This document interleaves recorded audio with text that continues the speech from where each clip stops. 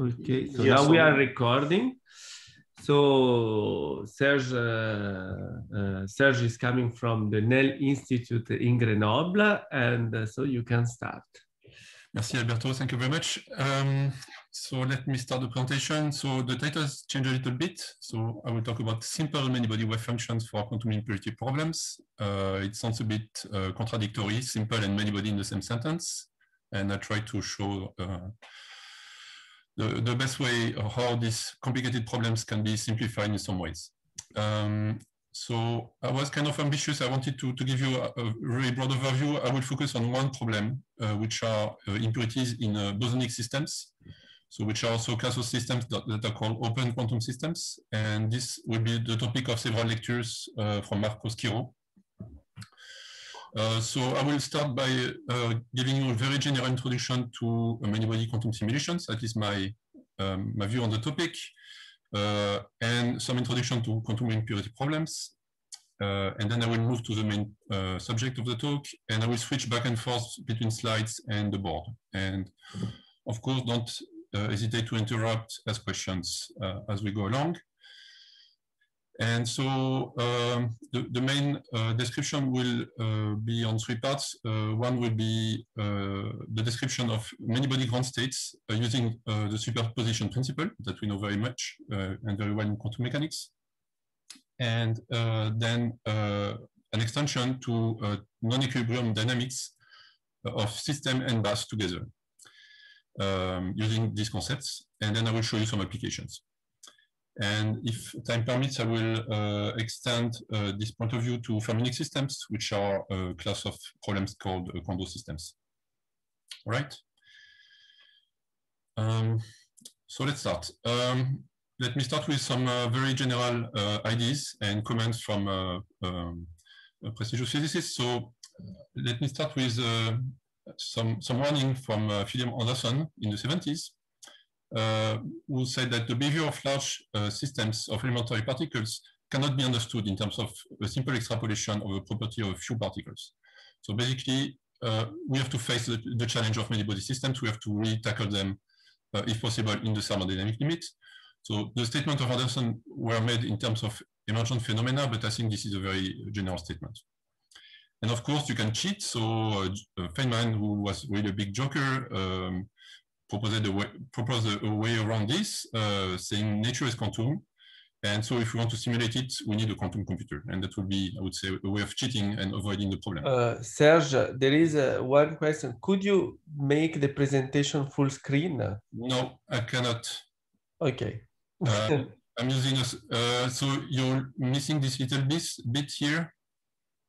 No, for me, I see the slide completely. I don't know if... no. Yeah, me too. I also see everything. But besides the slide, we see some other stuff. But if you need this other stuff, then why not? What is the other stuff? Is it just the bar here, or is it more? Yes, these are the toolbars. Yeah, these bars, I thought a long time to get rid of them, and I couldn't manage. Okay. But no, the slides are clear. Don't worry. Okay. You can go. Okay, so let me go on. So Feynman proposed to cheat and avoid the problem. And there are lots of people trying to do that right now. So there is a big effort in building quantum computers. And probably notice that I put computers in quotes. But these are very expensive systems, machines, and there are lots of challenges. So the best way would be to have affordable quantum computers. And the way I would do that is you take your favorite PC and you do this, right?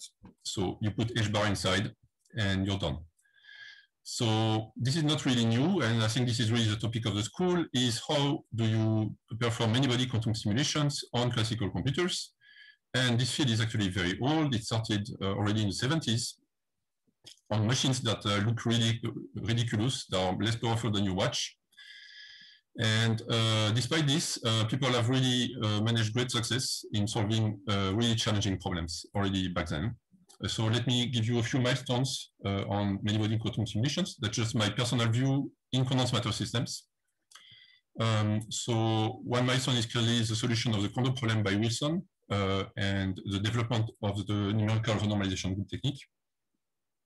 This was one of the toughest problems at the time that won him a Nobel Prize. There were developments in the 80s from Monte Carlo techniques that made a lot of progress, especially the solution of the electron gas in several dimensions.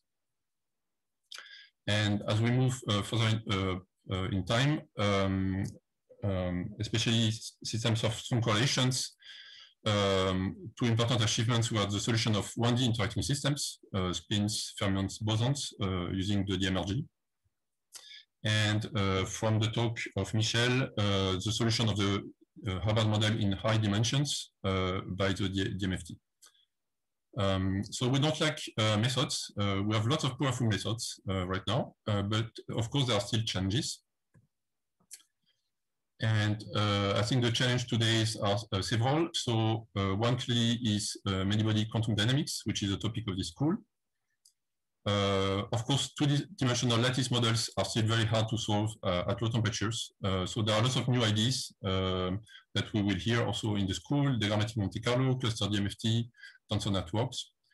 And I think the third challenge that needs to be addressed is really ab initio calculations for strongly correlated solids. It's a huge field, but we are really far away of making quantitative prediction for materials that are really complex.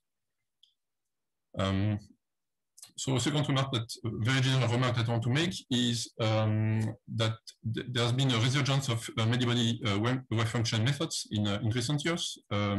So one boost was really the development of MPS, matrix product states. But more generally, I think these methods are very interesting for several reasons.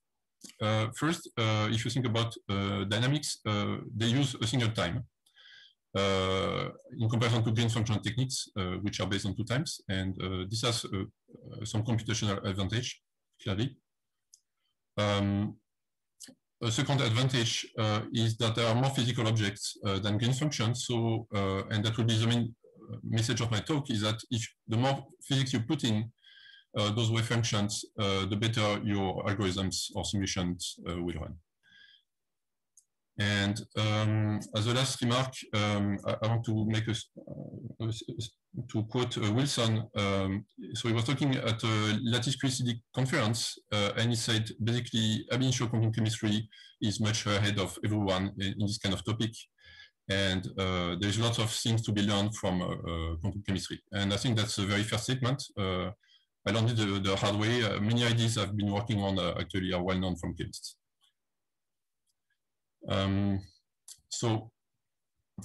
So let me make a very rough sketch of how these things, how do you think about complexity of many-body systems? There are lots of advanced concepts based on entanglement. I will be really sketchy here. So the question you may ask is, if you think about wave function techniques, how many parameters do you need in your wave function to describe a given many-body state that contains n particle and for a given accuracy? And of course, you can address the problem in its full glory. So this will be the full Hilbert space approach for spin models that's scaling like 2 to the n, and that becomes very quickly expensive. So there are a large class of methods that are intermediate, and I would put them here. MPS, projective Monte Carlo. Typically, when they are in a good situation, the scaling is not as severe. And for MPS, the reason is actually short-range entanglement that saves the day. And these methods are really nice because they are really generic, so you can apply them to any type of Hamiltonian, at least in low dimensions. But of course, we know there are big success in physics where you know many-body wave functions with very few parameters. So let me put 2 of them. One is the BCS wave function that, at least for weak coupling superconductors in the bulk, are described by a single parameter, which is the superconducting gap, delta. Another example which has 0 effective parameter is the Laughlin solution to the quantum Hall effect. basically has a wave function which has no parameters and which is accurate to the best MPS data to 10 to the minus 4, even better than that. And so the way you go from here to there is really physical insights, basically. And so that will be the main message of my presentation. So let me move to the second part, unless there are questions on this general introduction.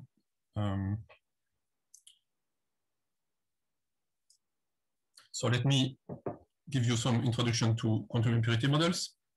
So what are those? So quantum impurity models are systems based on two types of objects. One is the impurity, which is typically an ultrasol object that has a discrete spectrum, and therefore it has some internal dynamics. So in general, let's say static defects are not described as quantum impurities in this language.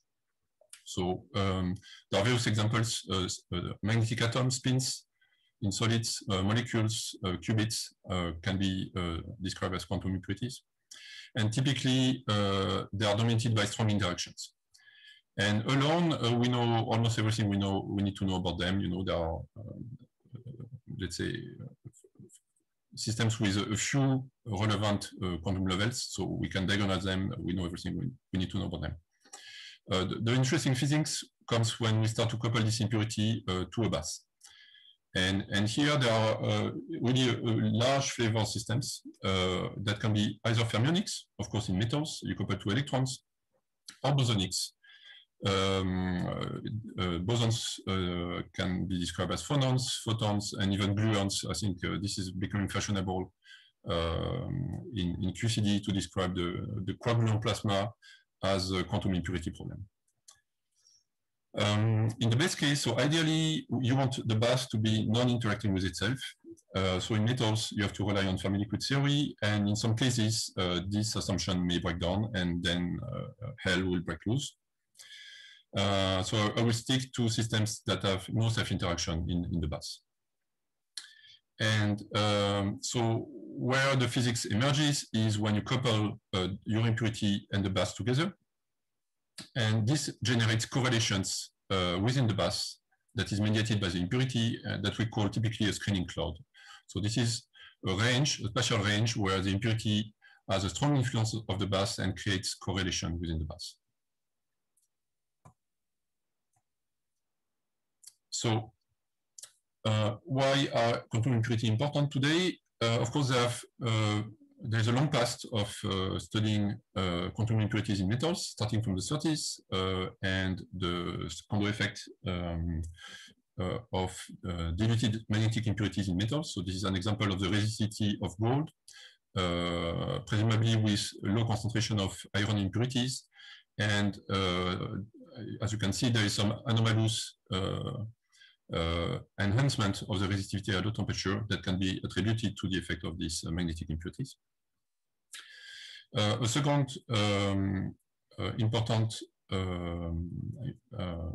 consideration is to remember from Michel lectures that quantum impurities are actually the building block of the DMFT approach to strong correlations. So typically you start with a strongly interacting lattice system, like the Hubble model, and there's a way to map approximatively this model on a single impurity that corresponds actually to a single site of your lattice embedded in a bath of free particles, which basically mimic the dynamics of all the electrons in the system. So this is a very successful approach. And the last important aspect of quantum impurities is that they provide a very interesting playground in nanoelectronics. And let me emphasize this point in the next slides. So I will talk first about fermionic systems. So how do you construct a quantum impurity at the nanoscale? Typically, you need a small object, which can be a molecule. So this is a view of a sample which has a carbon nanotube, and this will be your impurity that you couple to some electrodes. So here, typically, they have deposited gold electrodes. And you will measure in practice the current voltage characteristics through this quantum impurity. So that's one sort of setup in molecular electronics. The nice thing about these systems is their tunability. One very important class of devices are semiconducting systems, because you can gate them with metallic electrodes that are deposited on top of the samples, and using voltage, applying voltage on these electrodes, you can actually shape the strength of the Coulomb interaction in this narrow region, and also the tunneling barriers from these quantum impurity states to the outside world, which are metallic reservoirs. So these systems are really nice because they're really tunable. And in practice, they are described by the same Hamiltonian we saw this morning, the Anderson impurity Hamiltonian, which is made of 4 terms. So one is, so I'm talking about a single level quantum impurity. So one is the potential on the impurity. And this potential can be tuned by some gate potential that is applied on the backgate on this type of systems. The Coulomb interaction U between fermions can be controlled by the confinement of this region. And then the turning of the local fermions to the metallic states can be controlled by some local gates as well. So you have really a fully tunable system, and of course this is a topic on its own, so I can not do justice to it, but this approach has been very important in the last 20 years due to this progress in technologies. So I mentioned also that there are bosonic quantum impurity problems. So these ones are more recent. They have become possible thanks to the development actually of all the technologies used for superconducting qubits. And so they revolve about microwave systems. And again, you can see the same type of structure. So they are based on an impurity, which is here. So there's a zoom on this small region. And what you see here is a superconducting qubit. And for the sake of the argument, let me describe it by a polymatrix, so two-level system. And this system, so this qubit, you can view it as a box containing Cooper pairs. And due to the Josephson effect, there's a tunneling between states of different charge. And this Josephson tunneling gives rise to a term in your Hamiltonian that I will describe as delta sigma x, which is a tunneling between the two states. Okay, so I have two states, let's say up and down, and these two states are tunneling into each other. So this is basically what is happening here. Of course, we need a bus, and the bus is described here. So this is a very long transmission line that is made of microwave resonators. So you can think of them as LC resonators in series. And you can diagonalize this chain of resonators, and this provides a bus of bosonic modes that have a dispersion, and that will couple in this region to the quantum impurity. And so there are various flavors of couplings. So I will describe the simplest coupling, which is actually a capacitive coupling, which couples the two levels, so the polymatrix sigma z, to the displacement operator of my oscillators. Okay, so this Hamiltonian can be derived by microscopic principle, but let me assume this form for now on. So this model is very famous in condensed matter. It bears the name of the spin boson Hamiltonian, and is much more generic than what I've described here. It's relevant for exciton dynamics in molecules. So molecules have vibrations, and this will be the phonon modes that are described here. And of course, while I've restricted to a two-level system, you can also think about more complicated systems like excitons. And for this reason, you need to update this Hamiltonian to a more complex form. But let me stick to this simplest form for the rest of the talk. But the form of the phonons is known, the density of the omega k. And so yeah, that's a very good question. So that's my next slide, actually. So in all impurity problems, the density of state is a crucial ingredient. That's true for fermions and for bosons. So let me describe first fermions. So typically for fermions, let me switch back to the previous Hamiltonian. So your impurity level, the D fermion couples to this combination, sum over K, Tk, Ck sigma. And you may ask, what is the density of this effective mode? So this is very simple. This is just sum over K T square times the density of states of the mode. So you can convert this to an integral in the continuum. And typically in metals, the density of state is finite at the Fermi level, and unless something crazy happens, for local tunneling, this is also finite. So this is basically a finite number. And so in metals, the density of state is that your impurity will fill is actually finite at the Fermi level, and that's the starting point of all calculations that we do in metals. There are, of course, exceptions to this rule, for instance, graphene or superconductors due to the BCS gap have a different structure, and that's a topic on its own. But typically metals, density of state is flat. Now, if we go to bosonic systems, typically the density of state will vanish at low energy. And let me show you, I think it's a very important property that I will use quite a lot. So let me show you in a simple example. So let me, move to the slide. So let me describe, so I have my impurity, which is this two-level system that I described by polymatrix sigma Z, which has a coupling to a bus of bosons. And let me describe these bosons by a string of oscillators. At the end, that's the same. So your Hamiltonian will be sum over all sides, Pn square over 2m plus k over 2 xn minus xn plus 1 square. And then you have your coupling G of your quantum system, let's say to the first side, x1, right? So that's your Hamiltonian. So you can go to Fourier space. I won't go to the whole details, but you can use, I will be a bit sloppy with normalization of the Fourier transforms. But okay, you can, sorry.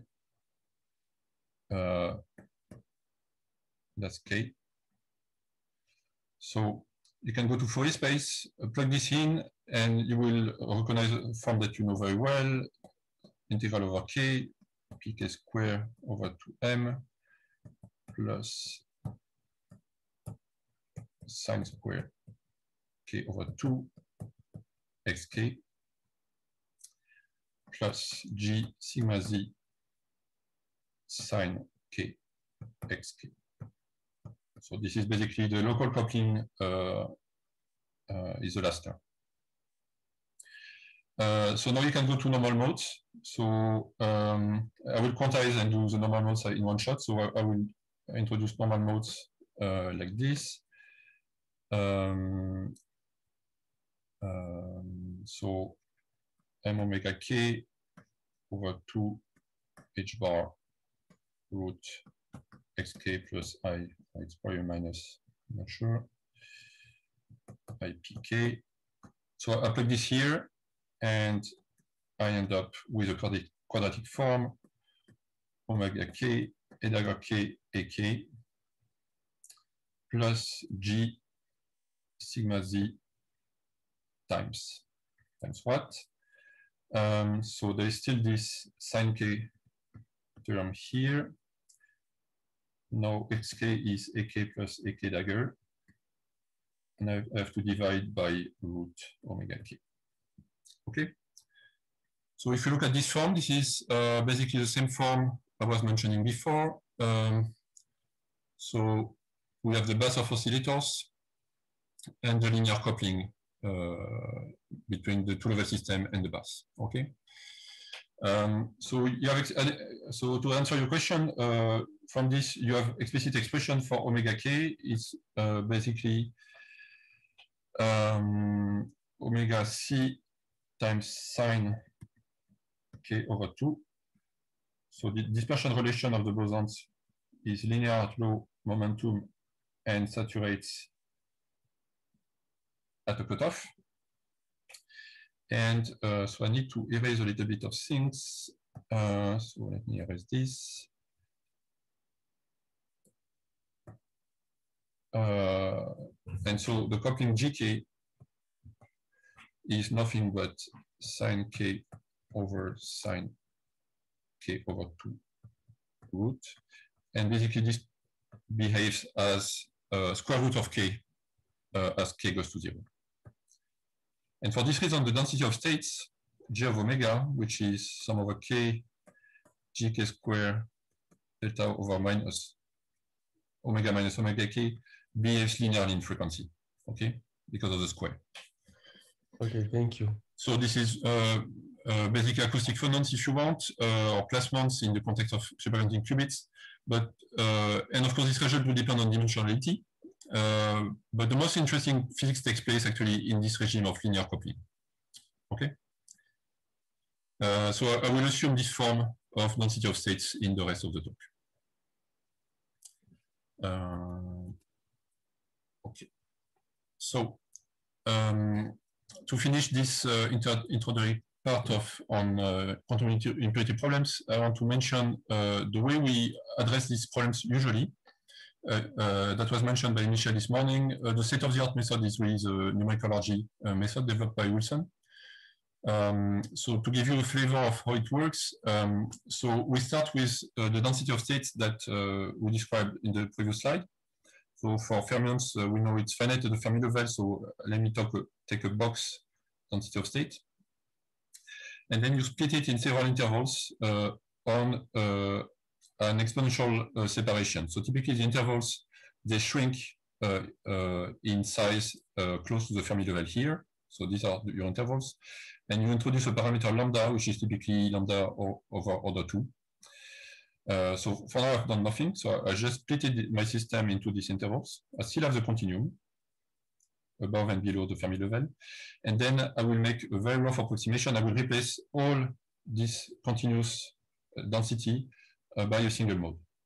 And for the next interval, I will do the same, and so on and so forth. So this looks like a very crude approximation. So it's a discretization of the problem. The magic is that discretization errors on physical quantities, they scale like this. And there's a pi square there, you know, which is 10. And typically the errors for lambda equals 2 is basically a few %. So it's kind of insane because you have a very coarse discretization that gives you a few % accuracy on the continuous limit.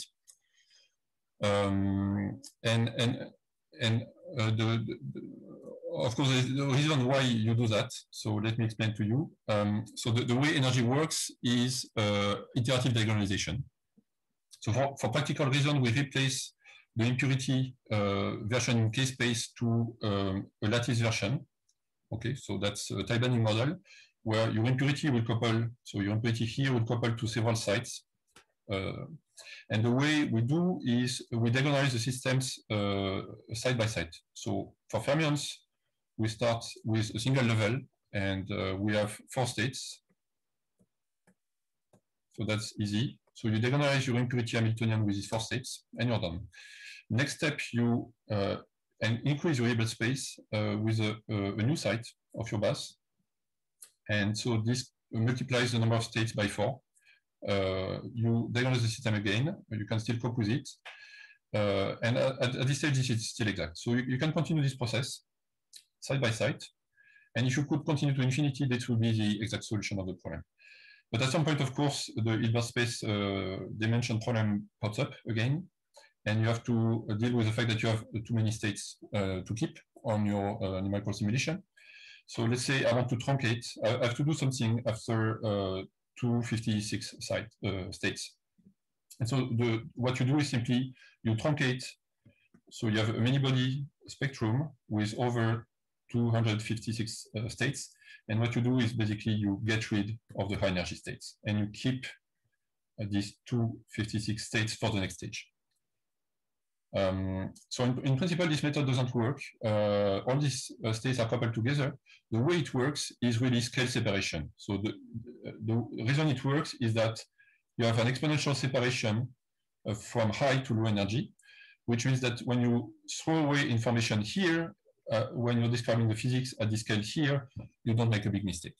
And that's the reason why this algorithm is so powerful. Okay. So this is really the go-to method to impurity problems. It works for fermions and bosons. You can compute equilibrium correlation functions, zero temperature and finite temperature. And it has been used extensively to model all kinds of quantum dot experiments. So this is just to show you the type of accuracy we can get. This is a conductance measurement in a quantum dot with quantum correlation in comparison to energy calculation in red. And the only fitting parameters are basically the scales of the curves. So there is, for this problem, no fitting parameter. So this is really a powerful method, which has actually some limitations. So obviously, the way we deal with the bass is not really microscopic. We have these huge holes in the density of states, and which may be a problem if you want to describe more microscopic systems. As a result of this discretization, it has very poor spatial resolution, or it's very expensive to do. So there are ways to do that, but that's really numerically expensive. And while energy can be extended to dynamics, most of the protocols rely on quenches, and they suffer from precision loss at long times due to the truncation. Okay. So I don't know if you have questions at this stage. I will move to the next part.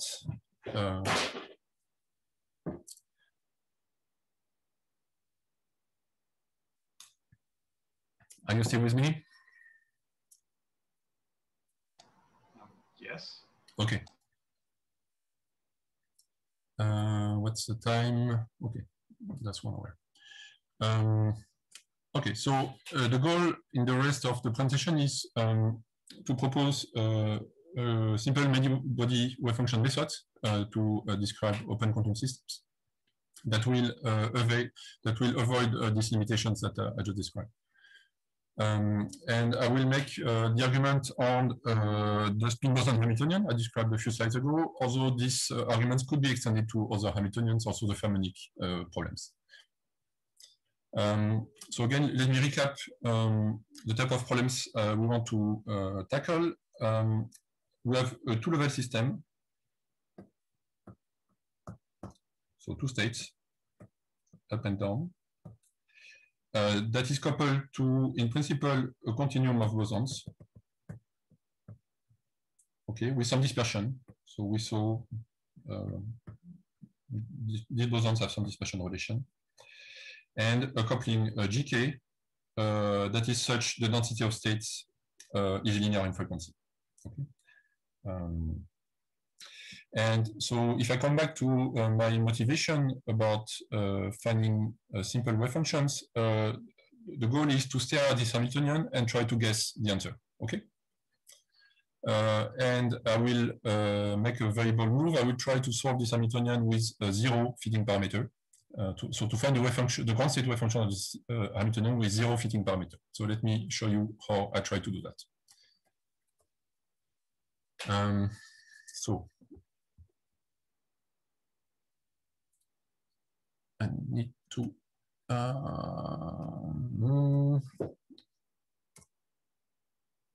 have problems with my slide. Okay, let me launch another.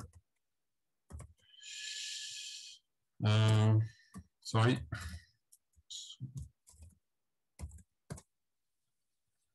Okay.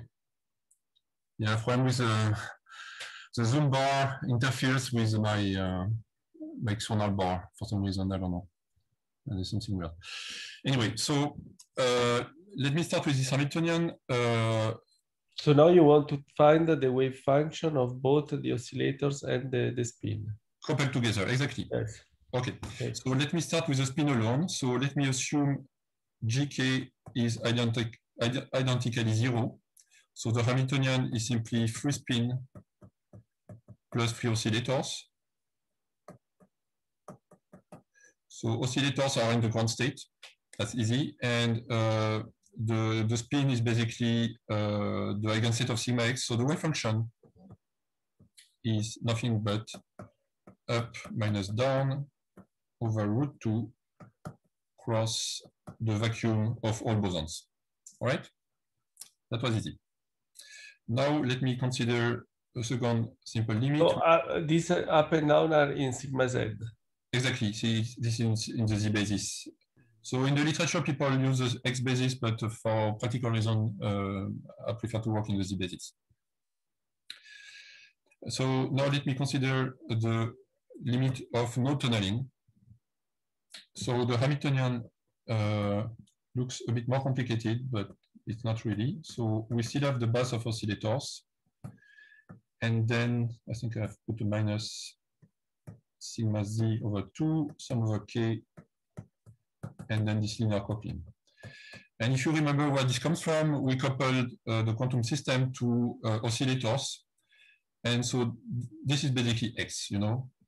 So this is basically a shift of your coordinate if you think about phonons, you will shift the x0 coordinate. So, so that's the first remark. The second remark is that SZ is conserved, right? Because I can fix sigma z to up or down, and that's it. So let me fix for now on sigma z to be up. So this is also +1 if you want. Okay. So to solve this Hamiltonian is a simple exercise. There are various ways of doing it. The simplest way, if you work with harmonic oscillators, creation operators, is to introduce coherent states. So let me show you in practice how it works. So what you want to do is to shift your oscillators by some static value. And this can be achieved by so one way of doing it is to introduce a unitary transformation for all modes, which is this one. And it's easy to guess because if this is xk, you know, if this is xk, this is basically pk. And you know the translation operator is p. So I don't know if I need to show that.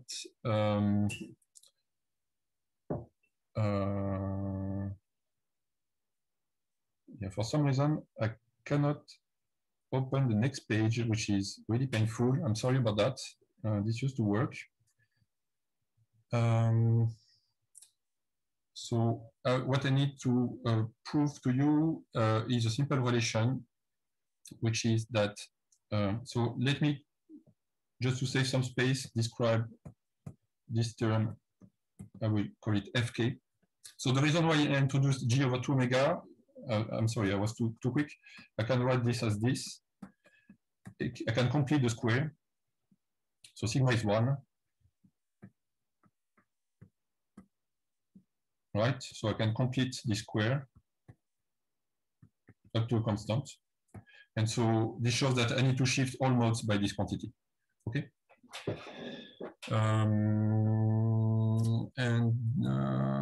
I think I need to open another. I'm sorry about it. We'll do it in a stupid way. So, so what I need to show is that, let me stick to one mode. So if I define this unitary transform, I want to show that u minus 1 a u is a plus f. Right? If I do that, I can shift away this term and I'm done. So the way it's usually proven, the simplest way is we define this function. So let me do it, sorry. I will call this, or I can still call it A. So you define this function, and then you notice that if you take the first derivative, so you take down A on one side and on the other side. So it can be written like this. And this is oh, sorry, I should have put the A outside here. This A is outside. And what you find is that this is just a commutator of big A and G of X. And so you can iterate, and the second derivative of G is nothing but A, G, and so on and so forth. So this is called the Becker-Campbell lemma. Okay. And so what you see from the Taylor series is that what you want is G of 1. So G of 1 is what you want. It's this. You can write the Taylor series, basically A, so G of 0 plus X, G prime of 0 plus etc. And from the equation above, you get A plus AA plus 1/2 A plus etc. And so the key point is that big A, the commutator of big A is with A is just a number. So this is a number, and this is F. So this is A plus F. This is F. But because this is a number, this is 0, and this is true to all orders. Okay. So what I proved is that if I apply now this unitary transform to H, U minus 1 applies to H, for each mode, I will end up with a free Hamiltonian. So I will shift A by G over 2 omega, and the vacuum of this state is very simple. So the vacuum is just the vacuum. Okay. So now what is the wave function of this Hamiltonian, you know? So I made a unitary transform, and I found that the transform Hamiltonian is 3 bosons. So the wave function of H psi is nothing but U on the vacuum. Okay. And I think I need some space.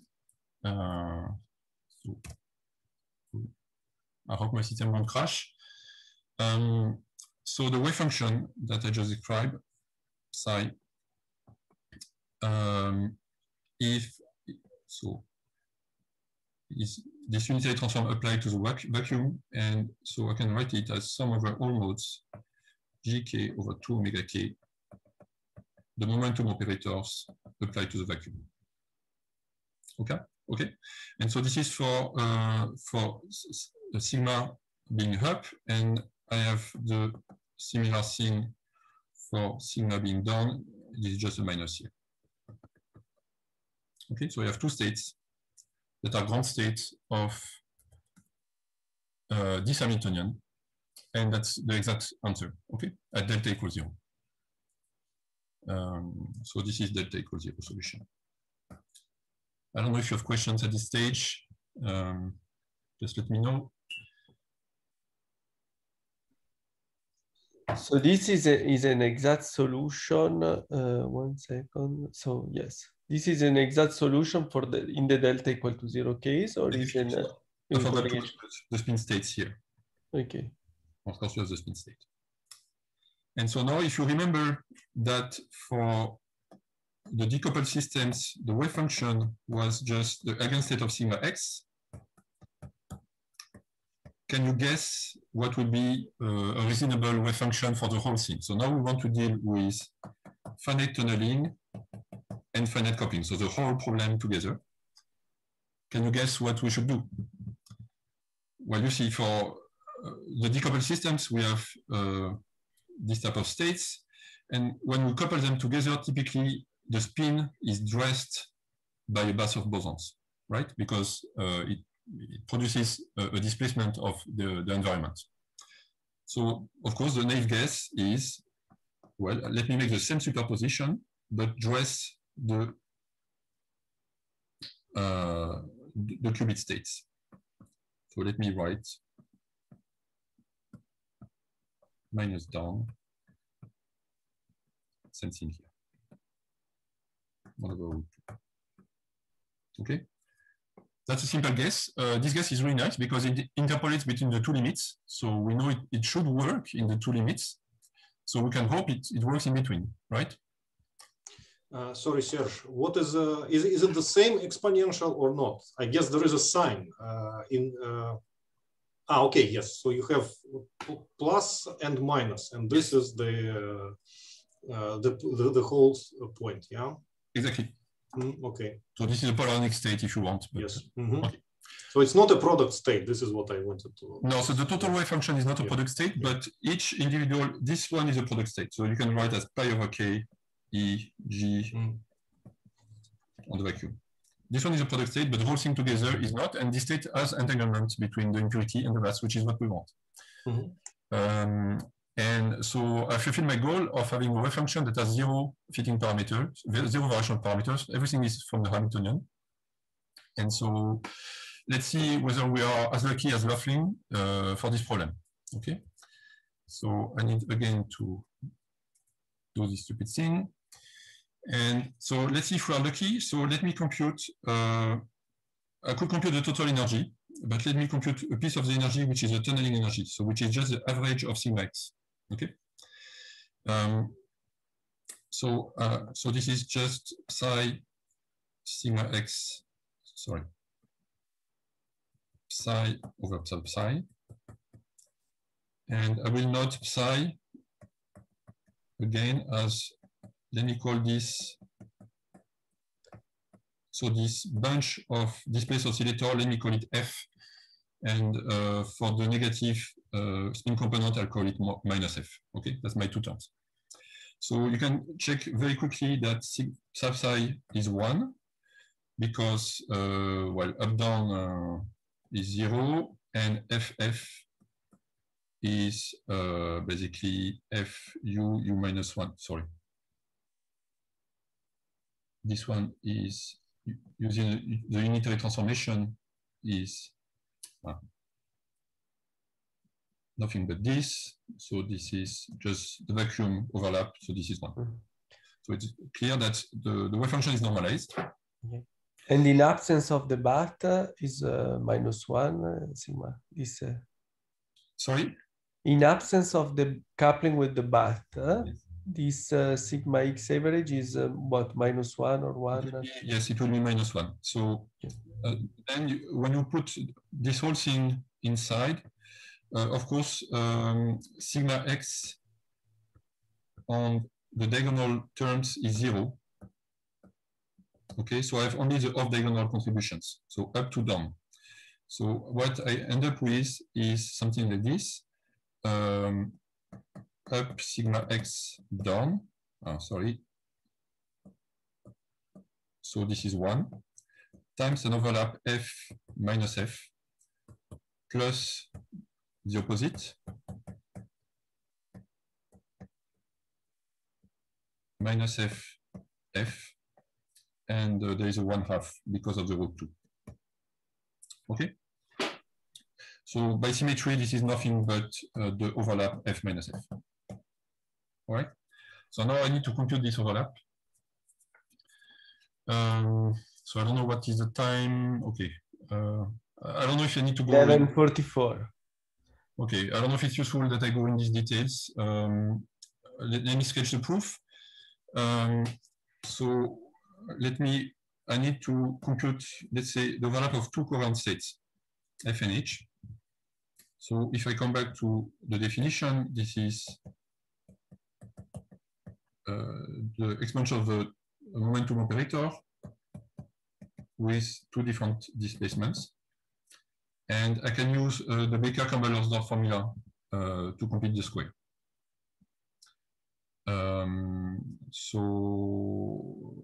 So typically, I need to use the fact that EA, EB is EA plus B plus half of the commutator if AB commutes with A and B.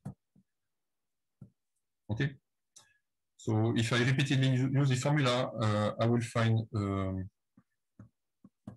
the following results.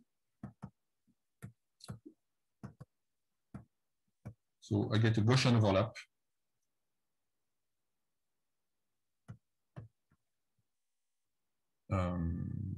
Something like this.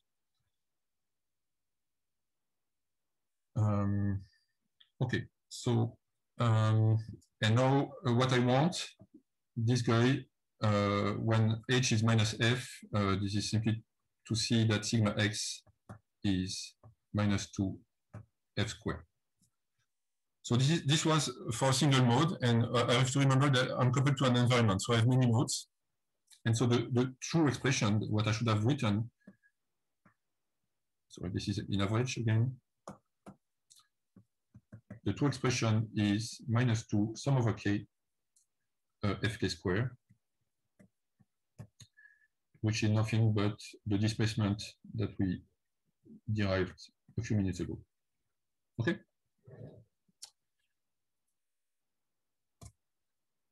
So, excuse me, Serge. Yes. So this reminds me of what is typically called kind of orthogonality catastrophe result in like related science. That this is yes, this was exactly the point I was about to make. So what we found is the overlap. So the average tunneling energy is given by this expression, k square over 2 omega k square. Now I can introduce the density of states of the previous slides. So I need to divide by a pi by conventions.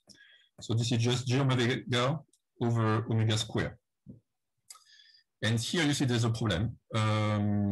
Unless j omega vanishes very fast at low frequency, this integral diverges. So this is plus infinity. In particular, for the case I've mentioned before of acoustic phonons, the coupling is linear at low frequency, and this integral diverges logarithmically, which means that this overlap is basically 0. And in the end of the day, what we have done is nothing. We have not achieved anything. And this is, again, what the concept that you mentioned of orthogonality catastrophe. So this concept was introduced for fermions in presence of static defects, impurities. But actually, there's a one-to-one mapping between what I've just done and this problem of Anderson. So these problems are totally related. Okay.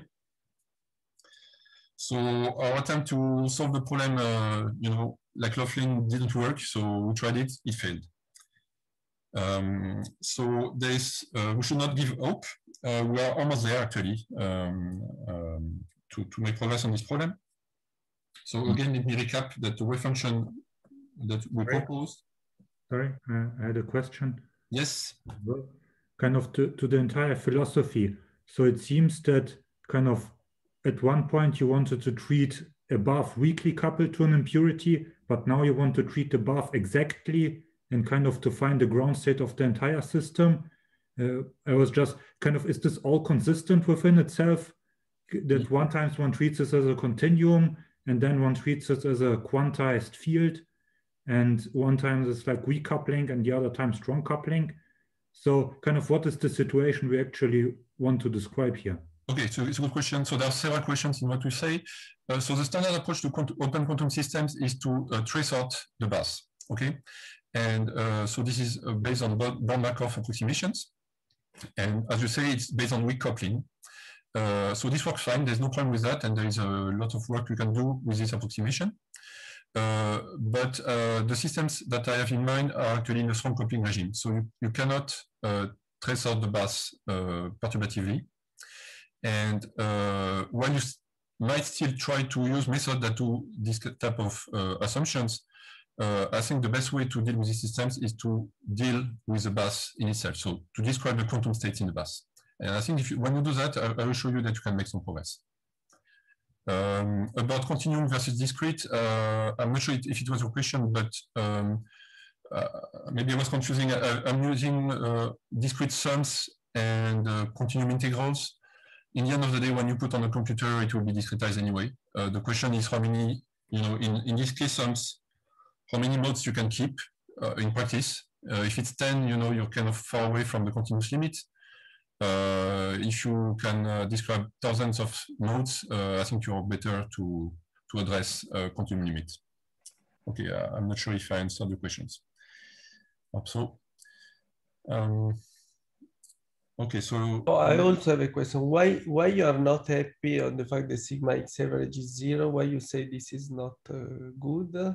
So what you will find is that you don't gain actually any energy. So variational state is about minimizing the total energy.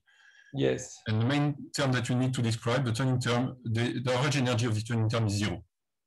Mm-hmm. So it's clear this state is not a good candidate. Okay. Okay. It might be fine in the adiabatic limit. So if your J of omega as a cutoff at low frequency, this state is perfectly valid actually. But if you have low frequency modes, it blows up in your face. Mm-hmm. Okay. So, but then if J of omega was either sublinear or no? Yes, if it's superlinear, yes. You can use this state. It's not exact, but it's a very good approximation. That's true. Okay. Okay. So what I want to address is how we cope with the catastrophe, but still keeping the same philosophy. So again, I remind you that we define this state as an integral state between a two-level system and quantum oscillators. So let me write it again. Down, and here there's a minus. And you might think a bit broader. So this parameter, G of omega, is what we saw in the Baire Hamiltonian, okay? But there are various reasons why these parameters could be renormalized by interaction, because once you have tunneling of the qubit, it will have a feedback on its environment, and in principle, this parameter can be renormalized. So the main guess is to replace this term by a variational parameter, and I will call it Fk. So Fk now is arbitrary, okay? And right away, it seems very expensive because I have as many variational parameters as I have modes. So it looks kind of expensive, but we will see it's not the case. So to show that, I need to compute the total energy of the system and minimize this total energy. So again, the wave function is normalized. So I need just to compute psi h psi, right? So let me do that. So I have three terms in Hamiltonian. I have the kinetic term, and let me call this whole thing f and minus f. So I have something like this. Okay, so for the kinetic term, it doesn't depend on the spin. So I only pick up the diagonal part, so up and up contribution. So there's no mixing of f and minus f. This is the same thing with the sigma z coupling. So I get something like f a dagger k plus ak f. So there are the sigma z basically gives two minus signs, so this is basically the total answer. And I think that was a minus. You can work on the details. And the term that's missing things is sigma x. And so for sigma x, what I find is something like this, 2 delta, delta over 2 f minus f, right? Because sigma x coupled up with down. So I couple f and minus f. And so I can use all the algebra we know on coherent states. So we know already how to compute this overlap. It's an exponential function. And we know one more property, which is that coherent states are eigenstates of the destruction operator. So yes, which you can prove in several ways. So I think the simplest way to prove it is something like this. So if you remember, the coherent state is just the transform vacuum by a displacement operator. I can write this like this. Okay, I just introduce identity here, and this thing we know is just the shift. So this is. Serge, let me ask you a quick question, if I may. Yes.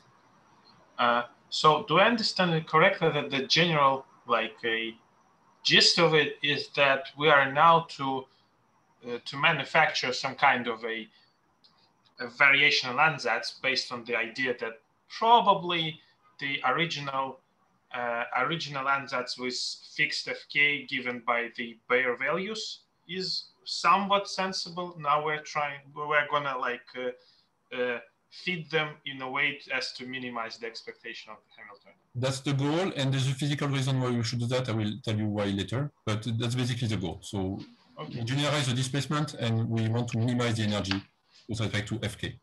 Yeah, okay, I see. Thanks. So as you see from this identity of the shift, then this is simply U Ak plus Fk on the vacuum.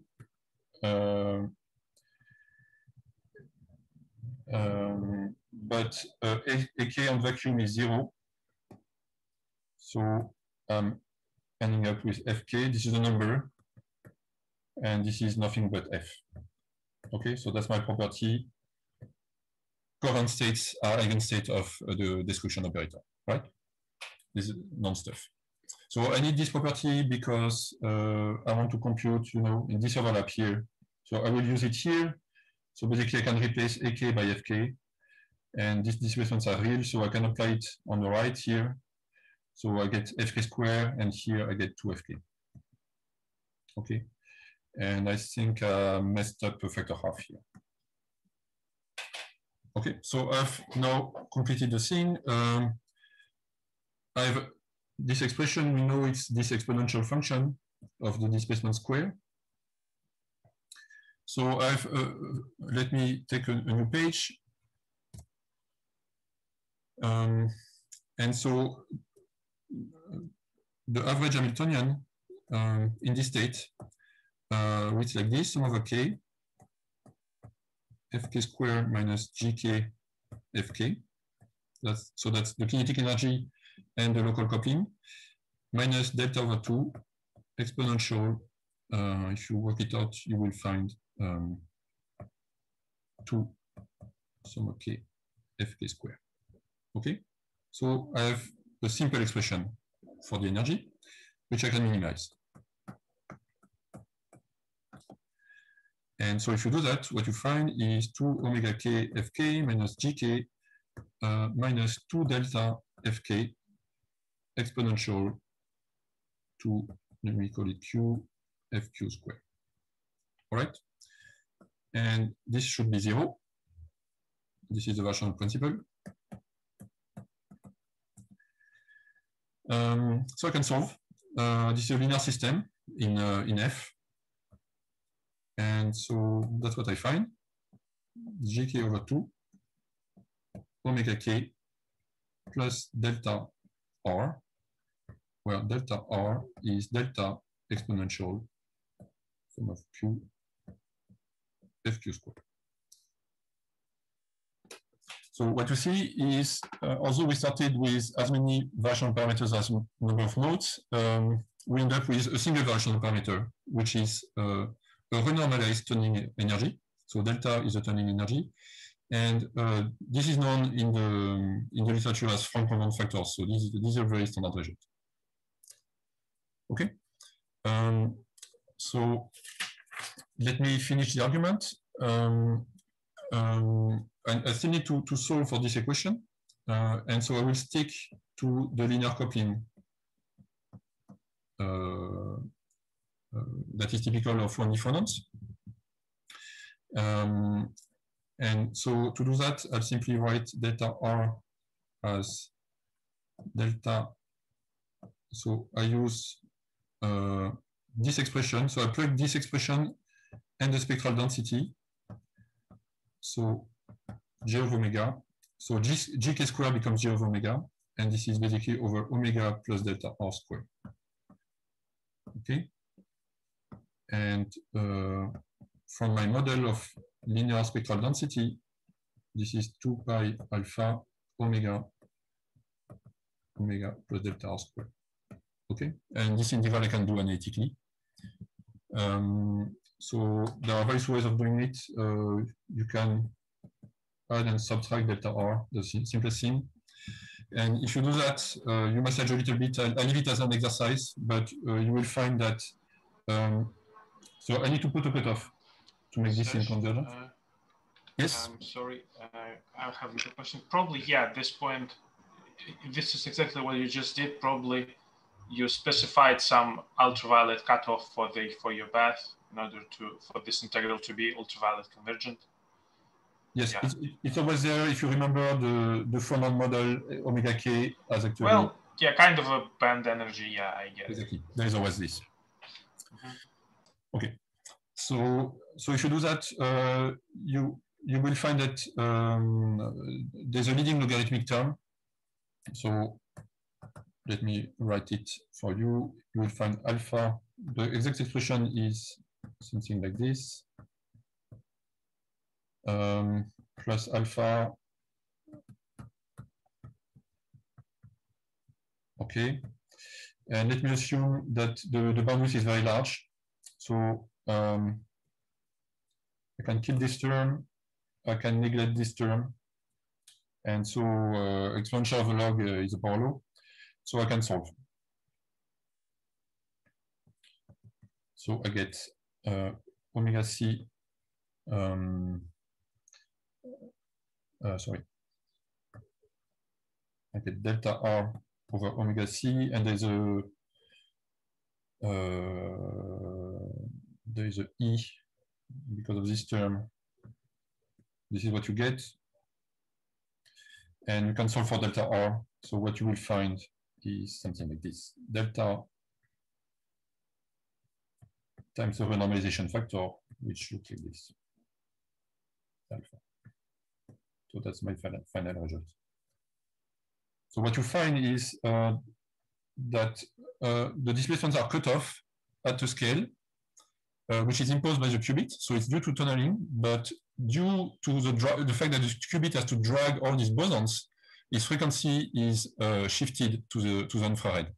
And the shift is given by this expression. So the effective tunneling frequency is delta R, which in practice can be much smaller than the bare delta. Okay. So that's the final solution of this variational ansatz. I don't know if you have questions at this stage. I will show you how good or how bad it is in the next slides.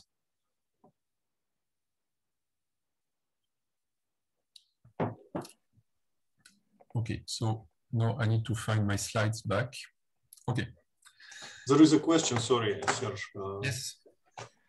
Excuse me, just a question that has already been asked before, but I didn't get really the answer.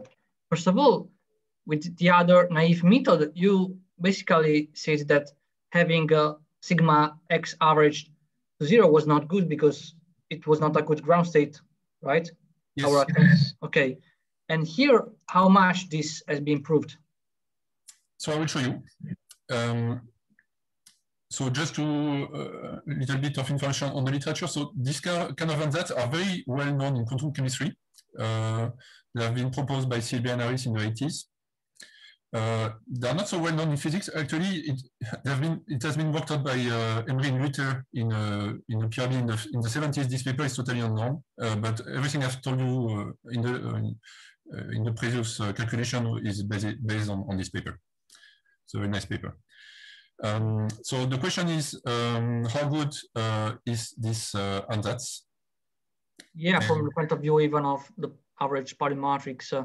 Exactly. So actually, it was not really well known until we've done some comparisons. So we took the Smith-Boson model with the ohmic environment, and we made a full many-body calculation using the numerical RG method that I described previously. And so this is minus sigma x to make it positive as a function of the coupling strength. Okay, so if alpha goes to 0, we have a free spin, so sigma x is -1. So this is +1. And as we saw, if we increase the coupling, we renormalize down the tunneling amplitude, so sigma x goes down. So this is what you see, but there's a big difference between the numerical results, so the dots, and this ansatz. So the red curve is nothing but this expression, so delta R over delta, which is E delta R over omega C. Sorry. I'm missing some space. So this is delta R over, sorry, E delta R of omega C alpha 1 minus alpha. So as you see, when alpha goes to 1, this diverges. And because this factor is smaller than 1, that was our assumption, this one is vanishing exponentially. So this is what you see here in this regime. This goes down exponentially. And again, we recover the Anderson catastrophe. Okay, so we cure the problem, but not fully. And this is clear because now the numerics is not doing anything like that.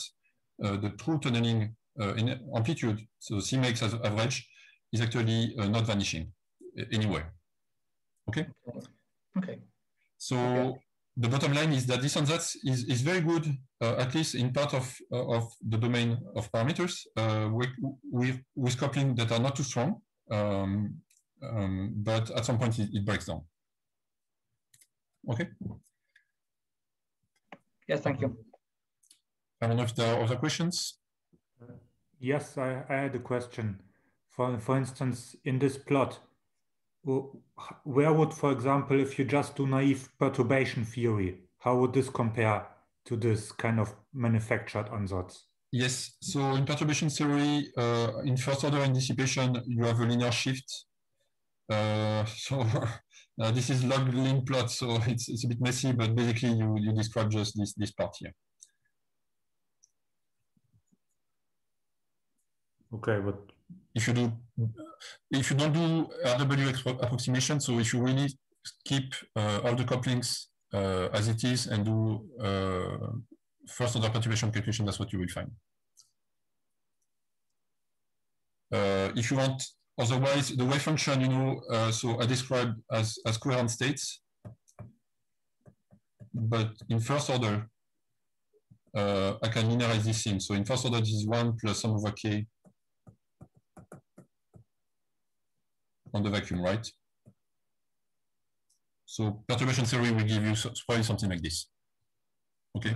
So the same wave function, but just with just a linear shift.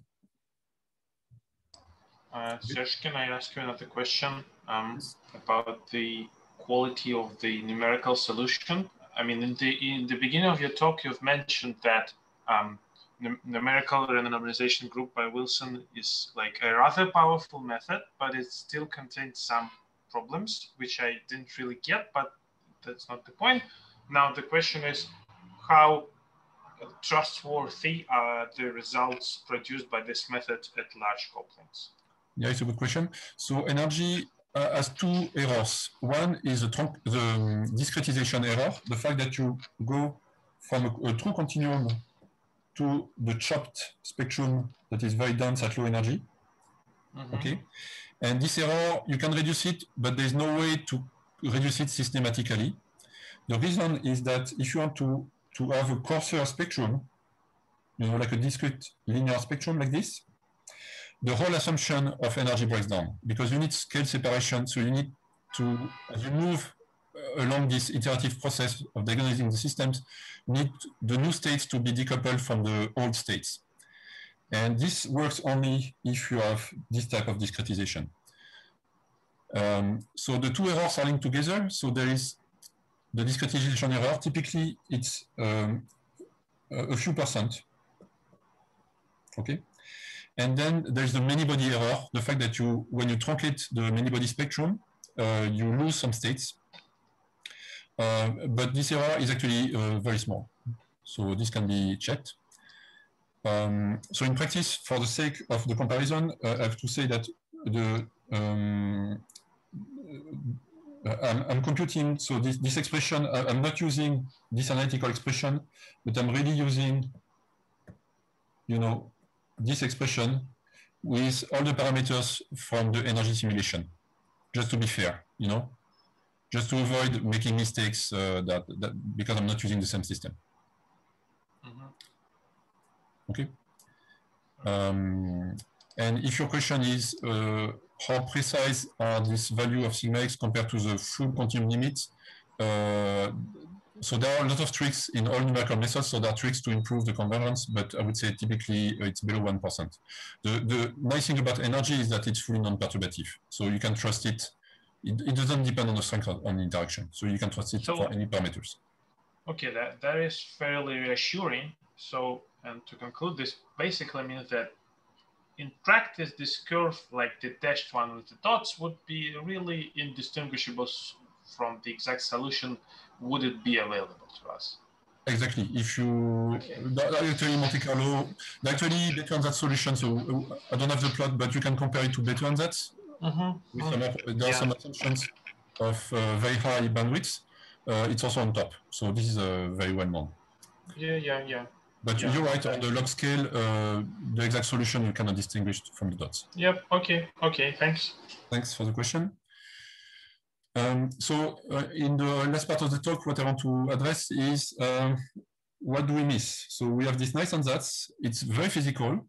It describes at least part of the phase diagrams quantitatively, but it's missing something.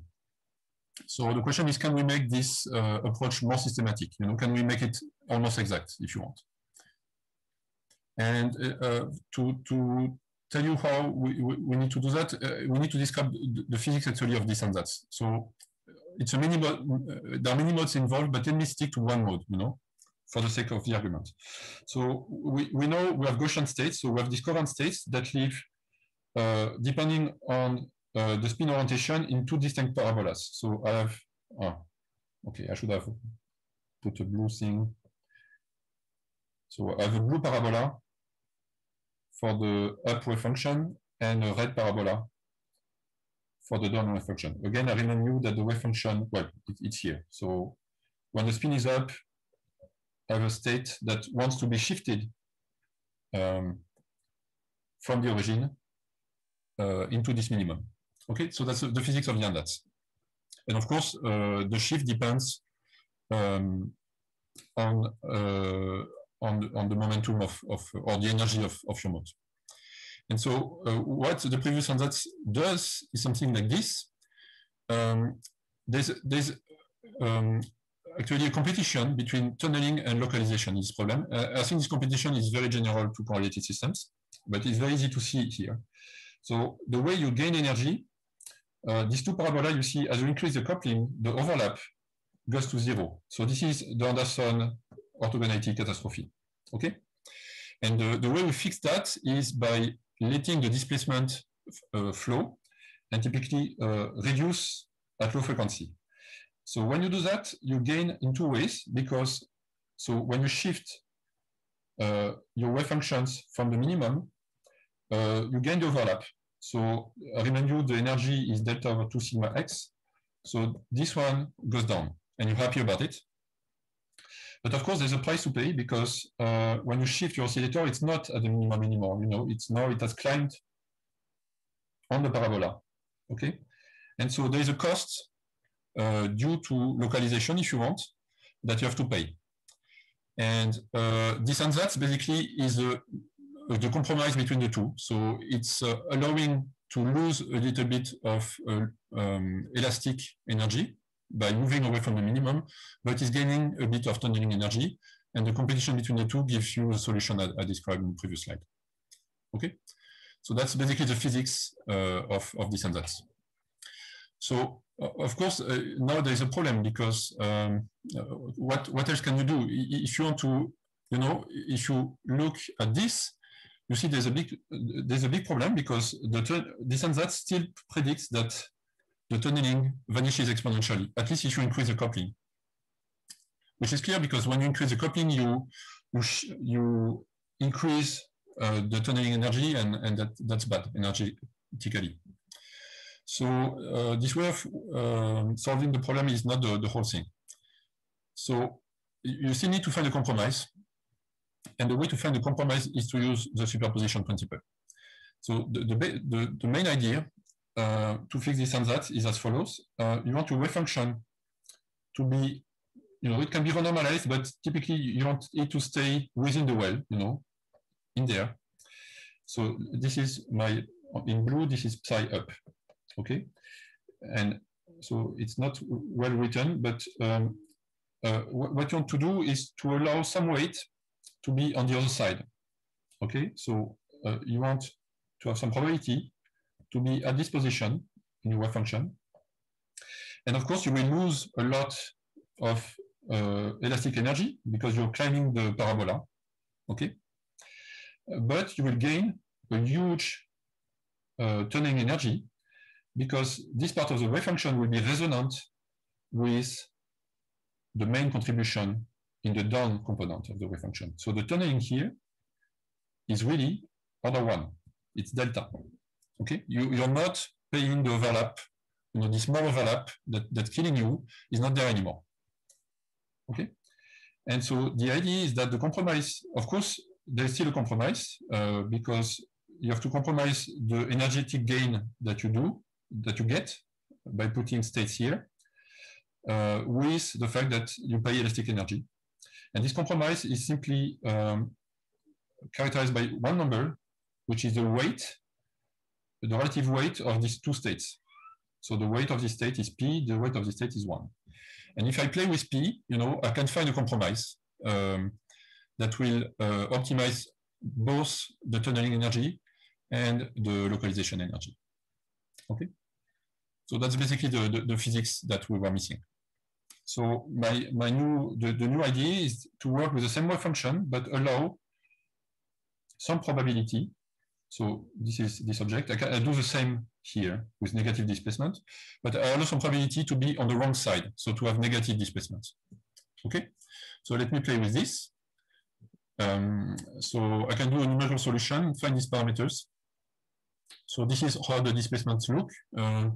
So this is the main displacement as a function of momentum or energy. And this is this new state that I've added. So let me first compare the tunneling energy. This was the previous result. So we had this catastrophe that was the automatic catastrophe that was popping back, and now it's totally fixed. So we don't get the vanishing of the tunneling amplitude, and we are really happy. Okay. So let me comment on the physical aspects on this trial state. As you see, if I look at the displacement as a function of modes, I still have this effect that I quench my displacements on a scale which is the renormalized energy. So this is delta R. This is like previously. But this state is kind of funny. It's kind of on the good side, on the plus side at high energy, and it crosses over on the minus side at low energy. So plus and minus, I mean, this is plus and this is minus. So as a function of momentum, if you want, the weight crawls up the parabola. And the reason is very simple, it's just energetics, because for high energy, for large omega k, climbing up the parabola is expensive. You have to pay omega k. So you don't want to do that. And that's basically what this thing does at high frequency. You don't want to pay, so you stay on the right side. So the wave function at high energy is only on one side. But as you go down in energy, you know, the wave function starts to develop this two lobes structure. Okay. So this and that does what you should expect physically, and I think that's really nice. So I don't know how much time I have, and if you have questions, don't hesitate.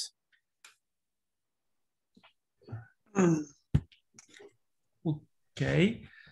So you have, I think, I mean, we are almost there. It's almost the end. So I don't know, because you would like to talk about something else, or is it you are done? I will flash about the dynamics. I think it's better to explain things than flash many results. So okay. So Serge, thank you very much. First of all, so there are questions? Other questions? I still need to make one point. So because that was the main motivation. So yes, let me make the point that this idea you can systematize it. You know, so we can use the superposition principle with many coherent states. To have a very generic ansatz. And this ansatz is very economical, so it has very few variational parameters that are independent of the number of nodes in the systems. So we can really address thermodynamic limit very easily. And this ansatz has very good convergence to the numericology results. And the last point I wanted to make is that it can be generalized to time dynamics using the time-dependent variational principle, and that we can do a lot of funny, interesting stuff in the strong coupling regime of the spin boson model in time dynamics.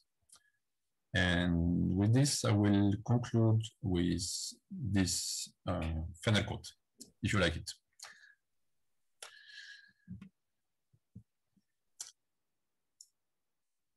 So, so let me know if you have any detailed questions. I'm not sure if I was too fast or too quick or too slow. That's very hard to do on Zoom. Okay, no.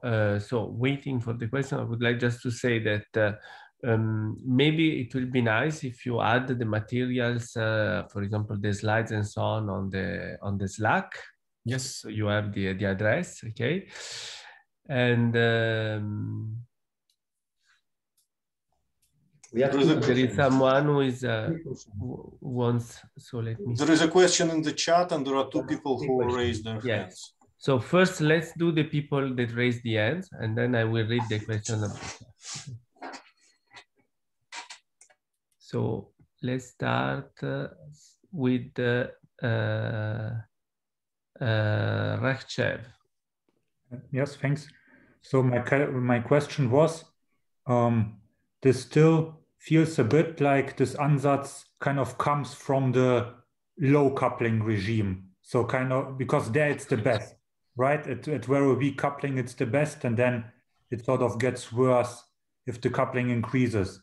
So my question is a bit, so you always stopped like these plots at alpha equals 1, I guess.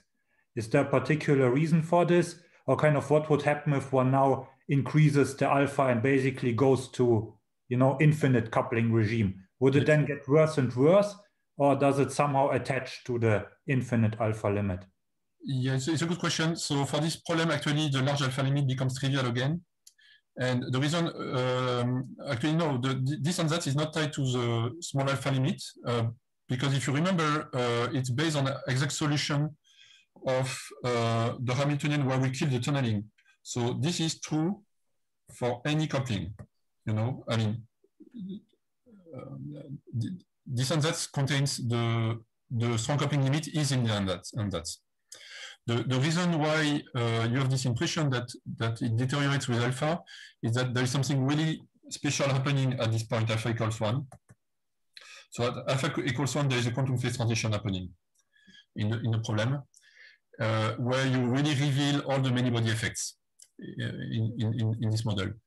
Beyond this coupling, you break the spin symmetry. So for alpha bigger than 1, sigma z has a spontaneous symmetry breaking. And from this, it's clear that if you break the symmetry, physics becomes trivial again, because you're going to polarize your environment in one way, and this ansatz will work also very well. So this is something we checked. So really, the tough regime is alpha close to 1, not large alpha. Okay, thanks. So now we have Lorenzo Correale. Sorry, it's just that a point that I missed actually. Could you take back the slide where you gave your final ansatz for your final variational ansatz, the one with the one parameter P? Okay, no. This one? Yeah, that one. Could you repeat just what are F cloud and F anti?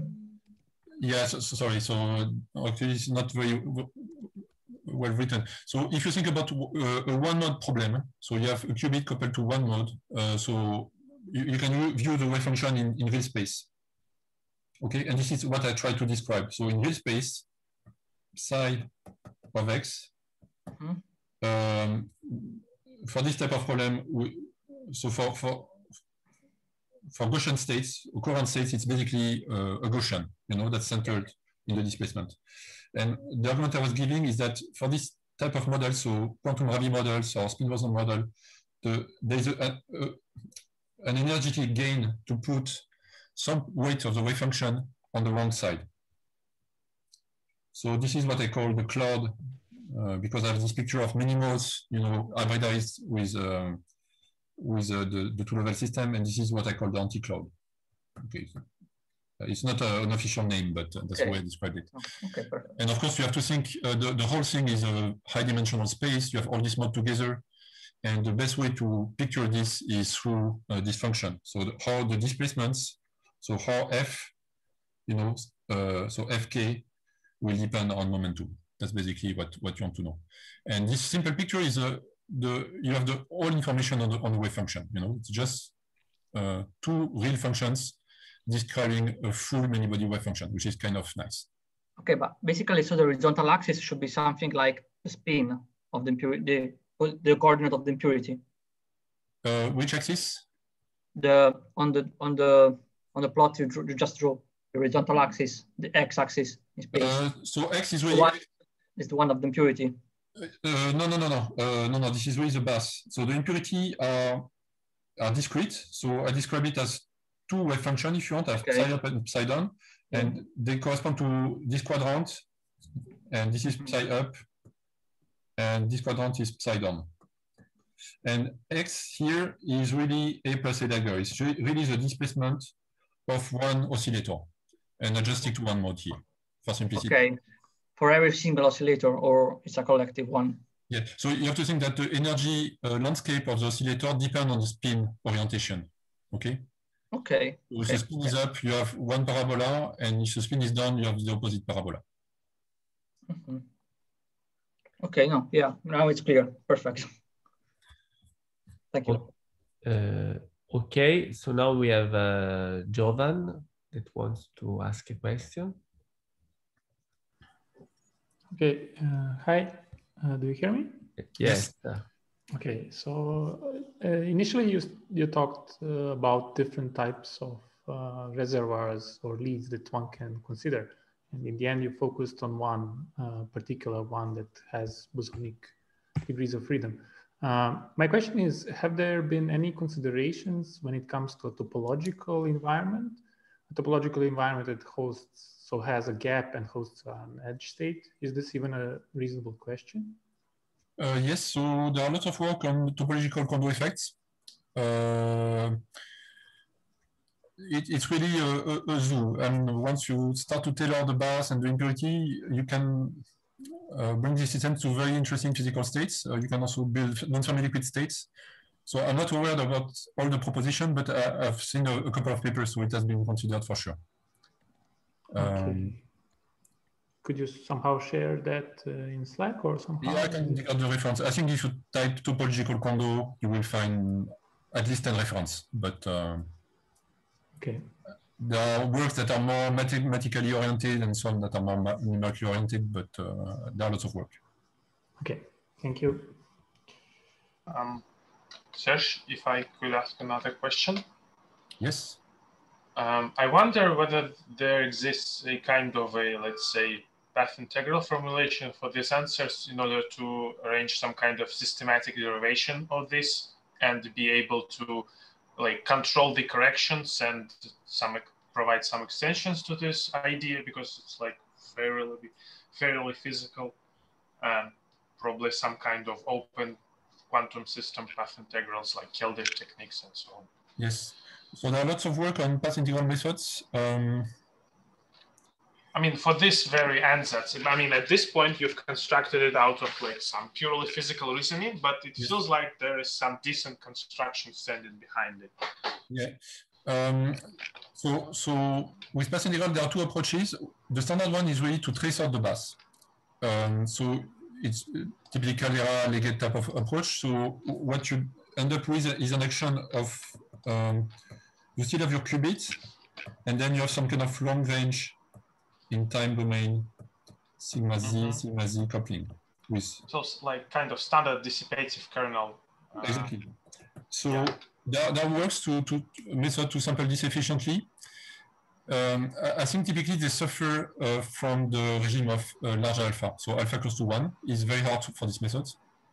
And I think the main reason is that the main object, although you can still trace formally over the bass, I think the main object is addressed qubit, and putting back this information, you're kind of losing this information. It's there, but you have lost it. And I think it's much more efficient to keep this information if you can in your approach. And that's basically what we do with version principle. So I think a good idea would be to, if you want to do something similar, you need to take into account the bath in the path integral. But as far as I know, this is very hard. I mean, then this becomes mini-body again. So probably we could like extend this discussion just to let's say gather town or something, because I feel like this question might take some time. I have like several ideas on this. Yes, it would be nice. It's a good question. Okay, so maybe if there are not quick questions, could it be possible to think of a certain structure of the bath to protect the qubit from the decoherence? This is a question by Juan. Diego?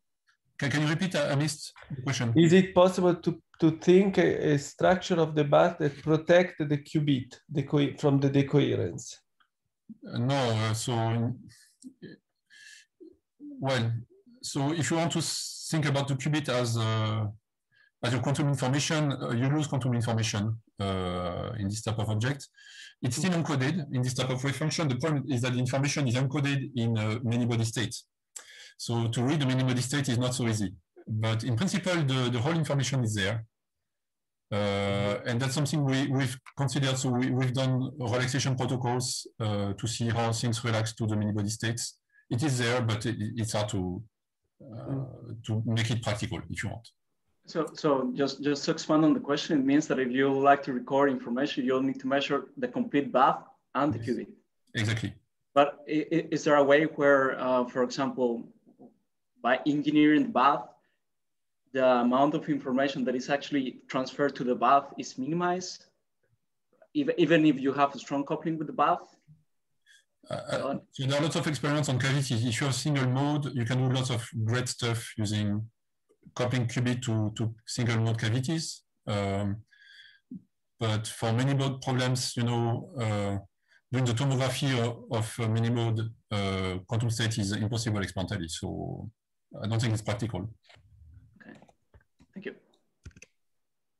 Okay, so I think it is a good time to stop, because then we have a short break and then there are the poster session. So there are people that are asking for the notes already on the Slack. So thank you very much, Serge. It was very interesting. So let me say a few things for this afternoon. So the appointment is at 2 p.m. I stopped the recording, Alberto.